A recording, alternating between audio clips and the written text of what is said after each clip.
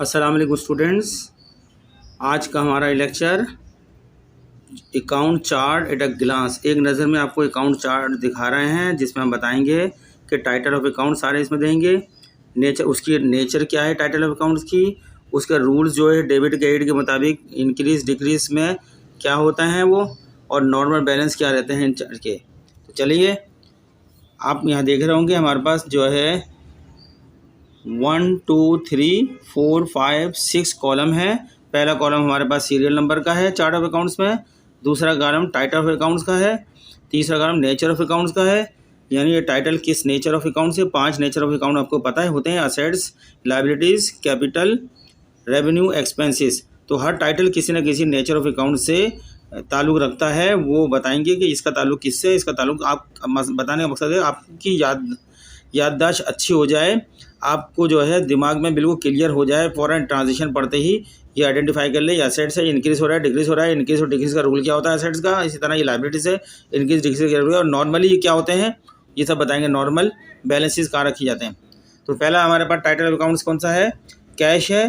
Cash का ताल्लुक जो है ये नेचर ऑफ अकाउंट्स का असेट्स होता है कैश का, और इसका रूल्स है। जब भी असेट्स का रूल क्या है, जब नेचर ऑफ अकाउंट असेट्स है, असेट का रूल ये है कि जब इंक्रीज़ करता है तो डेबिट करते हैं, इंक्रीज़ करता है डेबिट करते हैं, डिक्रीज़ करता है क्रेडिट करते हैं। नॉर्मली जो बैलेंस होते हैं असेट्स के वो डेबिट में होते हैं, यानी कैश अकाउंट का जो नॉर्मली बैलेंस आएगा वो डेबिट में आएगा।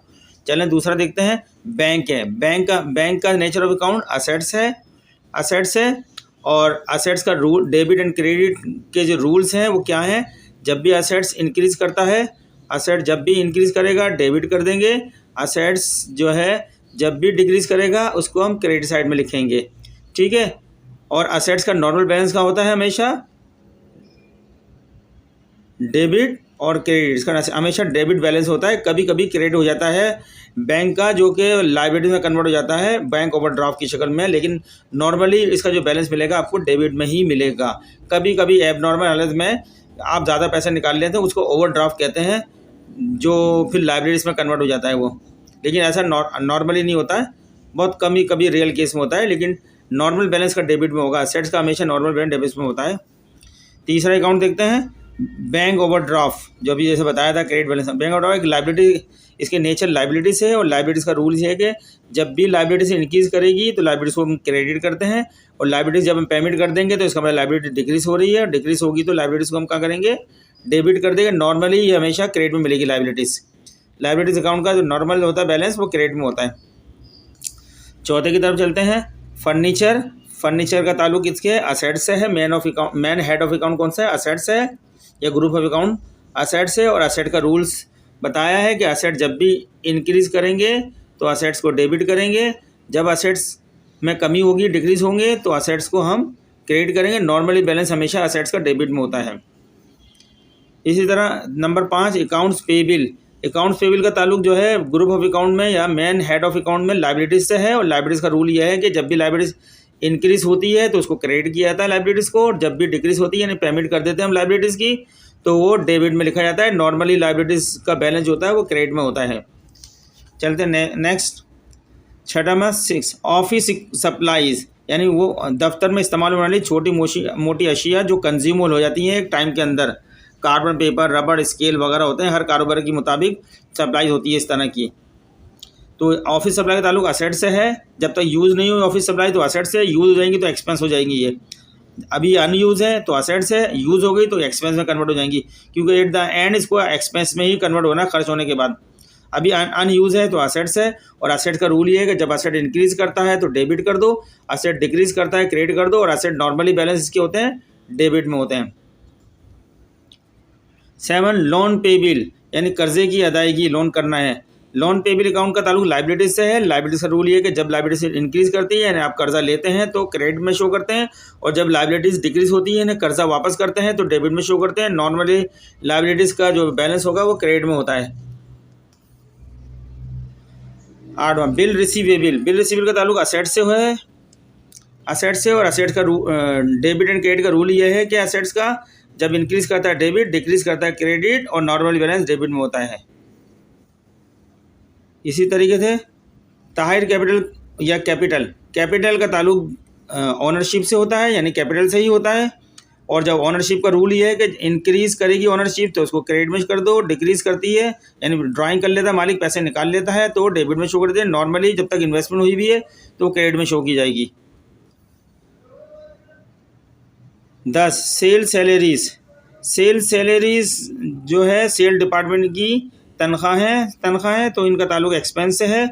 सैलरी एक्सपेंस से इसका ताल्लुक है सेल्स की। सेल डिपार्टमेंट में जो स्टाफ रखा हुआ है उनको तनख्वाह दी गई है तो ये आपके तनख्वाह के अखराज हो गए। और एक्सपेंस का रूल बिल्कुल एसेट की तरह है, जब भी एक्सपेंस इनकट होते हैं इंक्रीज़ होते हैं तो डेबिट में करते हैं, जब एक्सपेंस कम करना होता है तो क्रेडिट में शो कर दें। नॉर्मल एक्सपेंस डेबिट में मिलता है।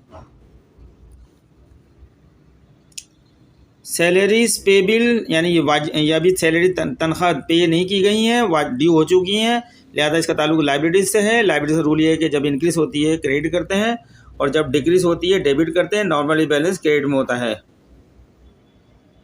नोट्स रिसीवेबल इसका ताल्लुक असेट से है। नोट्स रिसीवेबल का रूल्स डेबिट एंड क्रेडिट ये है कि जब असेट्स इंक्रीज़ होगा डेबिट में, डिक्रीज़ होगा क्रेडिट में। नॉर्मली बैलेंस का डेबिट में होता है। नंबर 12 नोट्स रिसीवेबल बता दिया ये। Notes payable number 13 notes payable का ताल्लुक लाइबिलिटीज से। और लाइबिलिटीज का रूल डेबिट एंड क्रेडिट का रूल्स ये है कि जब भी लाइबिलिटीज इंक्रीज होगी यानी कर्जा आप पे चढ़ेगा क्रेडिट होगी, और जब कर्जा पे कर देंगे लाइबिलिटी डिक्रीज होगी तो डेबिट में कर देंगे। नॉर्मली लाइबिलिटी का बैलेंस क्रेडिट में होता है। ऑफिस इक्विपमेंट का ताल्लुक असेट से होता है और असेट का रूल ये है कि जब इंक्रीज होगा डेबिट और डिक्रीज होगा क्रेडिट, और नॉर्मली बैलेंस असेट्स का डेबिट में होता है। चलिए नेक्स्ट देखते हैं 15वां शॉप फर्नीचर ताल्लुक असेट से है और असेट का रूल ये है कि जब इंक्रीज होगा डेबिट, जब डिक्रीज होगा क्रेडिट, और नॉर्मल बैलेंस डेबिट में होता है। नेक्स्ट देखते हैं 16 परचेज का ताल्लुक आपका जो है कैश उस एक्सपेंसिस से है। एक्सपेंस का रूल ये है कि जब इंक्रीज होगा डेबिट, डिक्रीज होगा क्रेडिट, नॉर्मली बैलेंस का डेबिट में होता है। एडवर्टीजमेंट भी एक एक्सपेंस है, इसका ताल्लुक भी एक्सपेंस से है और जब एक्सपेंस का रूल वही है कि जब इंक्रीज होगा डेबिट, डिक्रीज होगा credit, normal balance debit. Unexpired माने प्रीपेड कहते हैं अनएक्सपायर्ड को, जो अभी एक्सपायर्ड नहीं हुआ, खर्च नहीं हुआ, या इसको प्रीपेड इंश्योरेंस बोल रहे हैं या अनएक्सपायर्ड इंश्योरेंस बोल रहे हैं। इसका ताल्लुक असेट से है और असेट का रूल ये है कि जब इंक्रीज होगा डेबिट, डिक्रीज होगा क्रेडिट, और नॉर्मल बैलेंस डेबिट में होता है। 19 अकाउंट रिसीवेबल का ताल्लुक असेट से होता है और असेट का रूल ये है कि जब इंक्रीज होगा डेबिट होगा, जब आप माल सोल्ड कर देंगे उधार के अंदर तो अकाउंट रिसीवेबल इंक्रीज हो जाएगा, असेट्स इंक्रीज हो जाएगा। वसूल करने हैं पैसे, अभी नहीं मिले, फ्यूचर में मिलेंगे तो असेट्स को डेबिट कर देंगे, और जब इसको पेमेंट वसूली हो जाएगी तो असेट्स कम हो जाएगा, उसको क्रेडिट कर देंगे। नॉर्मली बैलेंस डेबिट में रहता है। 20 फी रिसीवेबल असेट्स से ताल्लुक है। असेट जब इंक्रीज करता है डेबिट, डिक्रीज होता है क्रेडिट, नॉर्मल बैलेंस डेबिट में होता है। फी अर्न रिसीव फीस वसूल हुई, कमा ली आपने या रिसीव हो गई, आपको फीस वसूल हो गई है तो इसका ताल्लुक रेवेन्यू से होता है, आमदनी होती है आपकी। ये आमदनी का रूल ये है रेवेन्यू का, जब भी इंक्रीज करेगी यानी आपकी आमदनी अर्न होगी तो क्रेडिट में करेंगे, और जब आपकी आमदनी में कमी होगी तो डेबिट में शो करेंगे। नॉर्मली बैलेंस क्रेडिट में रहता है। 22वां फ़ी अनअर्न, जो आपकी फ़ी पैसे आपको वसूल हुए हैं फीस की शक्ल में, लेकिन अभी आपने उनको पढ़ाया नहीं है, उनको सर्विसेज नहीं दी, तो वो अभी अनअर्न जो है अभी कमाया नहीं है, तो वो लाइबिलिटीज़ है। और लाइबिलिटीज़ का रूल ये है कि जब लाइबिलिटीज़ इंक्रीज होती है क्रेडिट, डिक्रीज होती है डेबिट, नॉर्मली क्रेडिट होती है। 23 सेल्स कमीशन, इसका ताल्लुक रेवेन्यू से है। आपने सेल्स पे कमीशन दिया है, इसका ताल्लुक आपने सेल्स करी, इस पर कमीशन मिला तो रेवेन्यू से ताल्लुक है। रेवेन्यू जब इंक्रीज हो क्रेडिट, डिक्रीज होता है तो डेबिट, और नॉर्मली क्रेडिट में होता है। कमीशन रेवेन्यू, इसका भी ताल्लुक रेवेन्यू से है। रेवेन्यू इंक्रीज करता है क्रेडिट, डिक्रीज करता है डेबिट, और नॉर्मली क्रेडिट में इसका बैलेंस होता है। 25 में प्रीपेड, ऑल किसी भी किस्म के प्रीपेड होंगे वो ताल्लुक असेट से है, और असेट का रूल ये है कि जब भी इंक्रीज होते हैं असेट डेबिट में और डिक्रीज होते हैं क्रेडिट में, और नॉर्मल बैलेंस डेबिट में मिलेगा असेट्स का। रिसीवेबल, ऑल तमाम रिसीवेबल का ताल्लुक असेट से है। जब असेट का रूल ये है कि जब इंक्रीज करता है डेबिट, डिक्रीज करता है क्रेडिट, नॉर्मल बैलेंस डेबिट में मिलता है इसका।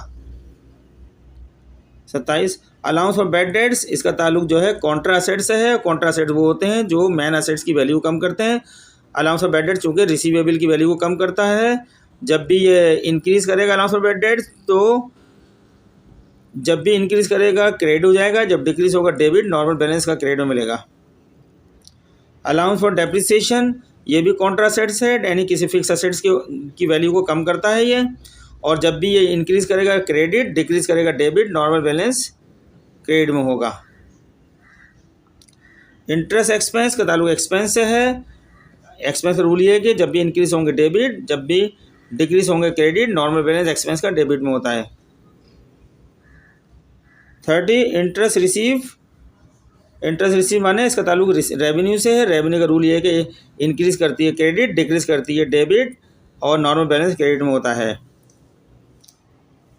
सेल्स रिटर्न, इसका ताल्लुक आपका कॉन्ट्रा रेवेन्यू से होता है। कॉन्ट्रा रेवेन्यू वो होती है जो मेन रेवेन्यू को कम कर देती है। जब ये इंक्रीज़ करती है डेबिट हो जाती है, डिक्रीज़ करती है क्रेडिट, नॉर्मल बैलेंस का डेबिट में होता है। इसी तरह जिस तरह सेल रिटर्न है, सेल डिस्काउंट भी यही है, इसका ताल्लुक भी कॉन्ट्रा रेवेन्यू से है। और कॉन्ट्रा रेवेन्यू जब भी इंक्रीज़ करती है डेबिट, डिक्रीज़ करती है क्रेडिट, नॉर्मल बैलेंस हमेशा डेबिट में होता है। सेल डिस्काउंट भी हो गया आपका ये। Purchase return, purchase return Contra expense होता है। कॉन्ट्रा एक्सपेंस ये कहता है जब भी इंक्रीज़ करे तो क्रेडिट कर दो, डिक्रीज़ करे डेबिट कर दो, और नॉर्मल बैलेंस का क्रेडिट मिलेगा आपका। परचेज रिटर्न की परचेज डिस्काउंट भी सेम है परचेज रिटर्न की तरह, ये भी कॉन्ट्रा एक्सपेंस है। जब इंक्रीज़ करता है क्रेडिट, डिक्रीज़ करता है डेबिट, नॉर्मली ये क्रेडिट में मिलेगा आपको।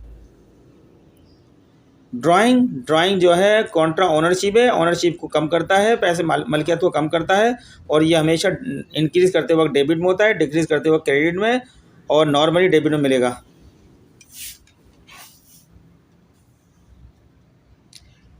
एडवांस टू सप्लायर, जब हम सप्लायर को एडवांस देते हैं तो वो हमारा असेट्स होता है।